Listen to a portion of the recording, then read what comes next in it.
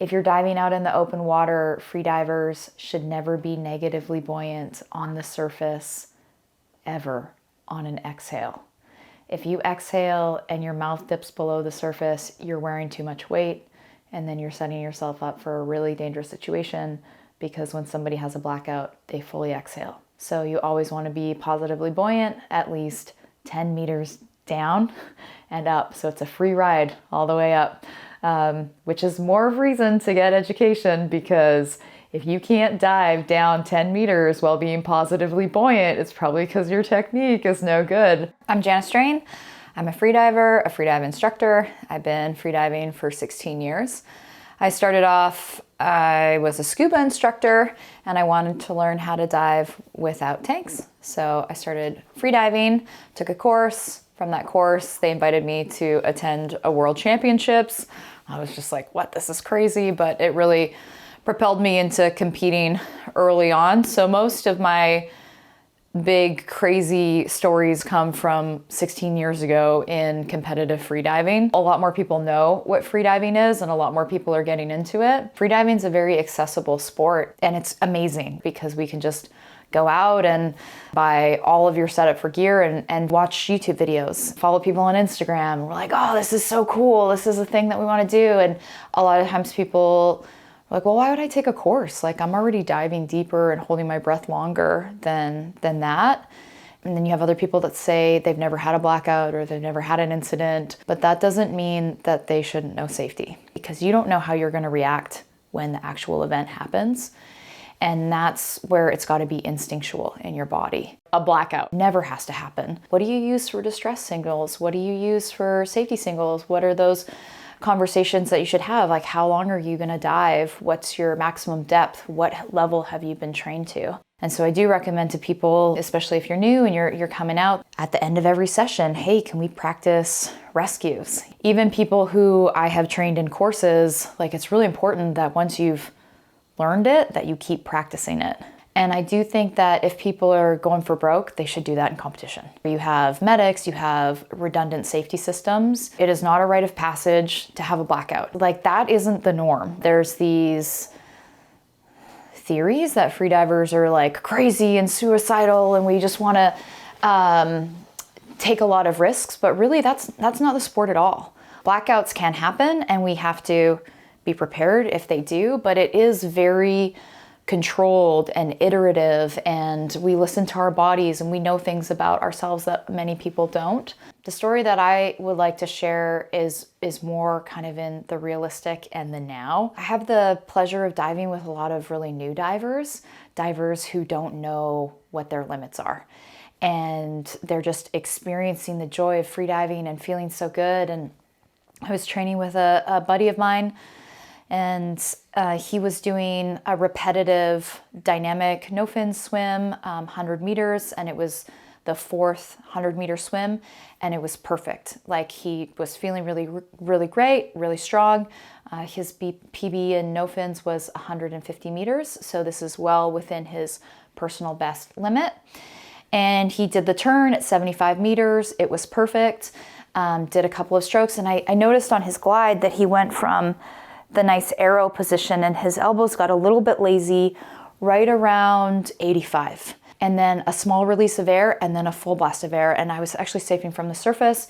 So I dove in the water, I grabbed him and, flipped him over, blow, tap, talk. And he came to and was like, did I just have a blackout? And I said, yeah, you just had a blackout. And it was so quiet that, like, the lifeguard, nobody else even noticed what had happened. It sucks to have that experience.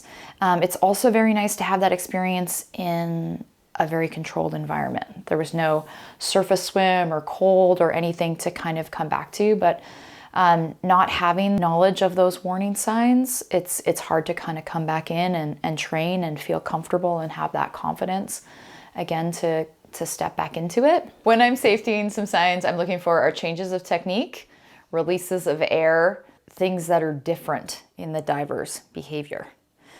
How they're finning, how their speed, panic, their eyes, where are they looking, head position. Usually when somebody is nearing the end of their ability to breathe, if they're at underwater, they're going to be looking to the surface. How far is the surface, and starting to go really fast.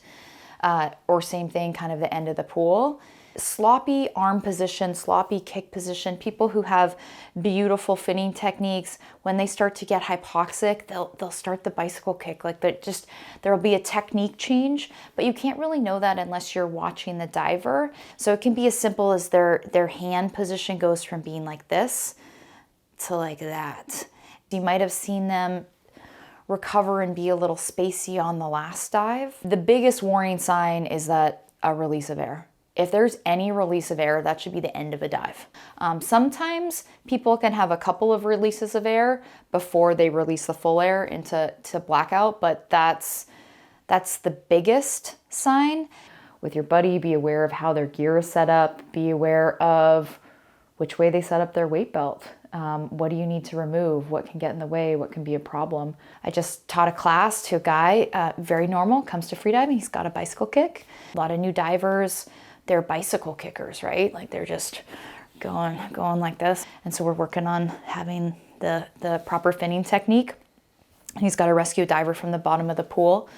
He goes down, gets the diver, and got the airway out of the water, but he right back into the bicycle kick because this is adrenaline. He's got to save this diver. And this is a practice situation. It's not even real. And so I'm watching him sink down because it's very inefficient. If you're vertically placed in the water and then you're bicycle kicking, you're just going to sink down. And so I stopped the simulation and we went back into it. And I can't rescue somebody unless I can keep myself safe. So that's first and foremost. I do see people that are new and they'll go out and they'll do a personal best on a dive and then they'll keep diving. They'll try it again in the same session. That is so freaking dangerous. It is so dangerous. Like once you have done something greater than you have done before, like maybe you stay out and safety other divers, but you're done your deep dives for the day. Like that's calling it a day. Not having enough water, not having enough food. It's those repetitive events. If you've done it once, come back another day and do it. Don't try to do it in the same session, and don't try to do a PB in a different discipline in the same session. It's just, you're asking for a problem.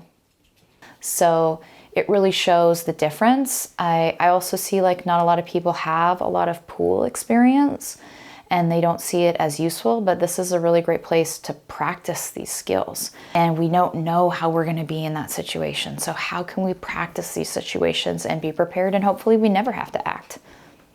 When I am in the water, my own personal checklist is absolutely individual to me. So what works for my body, the amount of contractions that I can go through, the feelings that I can feel within myself are going to be completely different for some people. And some people don't have any warning signs at all. They literally go from feeling good to being blacked out. I have contractions, urges to breathe. I might have a sense of panic. I might have a desire to speed up and finish. When I start to get into the later stages of hypoxia, I just stop feeling the feelings of discomfort and I feel real good. And when I start feeling real good in the pool and long distances, there's a point where it becomes easy. And when it becomes easy, I'm no longer relaxing. Then I'm really paying attention to, am I present? Am I here in this moment? One kick at a time. I'm not thinking about the distance. I'm thinking about exactly what is there, because those later stages, it really does feel good, and it's very easy to relax and then have a little sleep. I have had blackouts in competition, specifically for people that have never had a blackout. I've often felt like I finished the dive that I wanted to do, and I didn't realize that I actually had a blackout until I came to and someone was touching me. And that's when I knew I had a blackout, because we don't touch each other in competition. But it was a great dive in my head. It was a great dive in my head. I think it's really important for people to realize that somebody typically doesn't come out and just do these big distances, and even when there is a hypoxic event that happens, there's usually a story behind that, right? I know that every hypoxic event that I've had, -1, has been something different. It's been temperature related. It's been wanting to go for a record versus being present in my body and listening to myself. It's been from overtraining. That's also, a situation that happens. When a blackout happens, you want to analyze what went on. And if you don't know what happened, then you can't learn from the experience. So it's really important to leave that experience, whether it's you being the safety or the person who had it, and to really talk through what went down.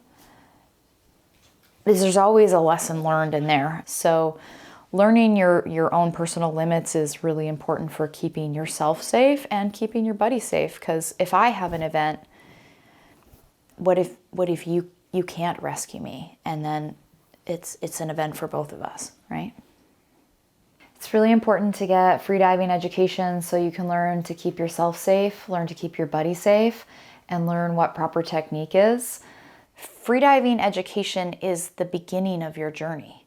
No one takes a course and then they're done learning. It's the introduction. When we're freediving, we learn awareness about ourselves, and we have to keep practicing and listening to ourselves in today's body and being able to communicate what's going on within us to others. It's very important to just practice and practice and practice until you feel like you could save your dive buddy in any situation at all.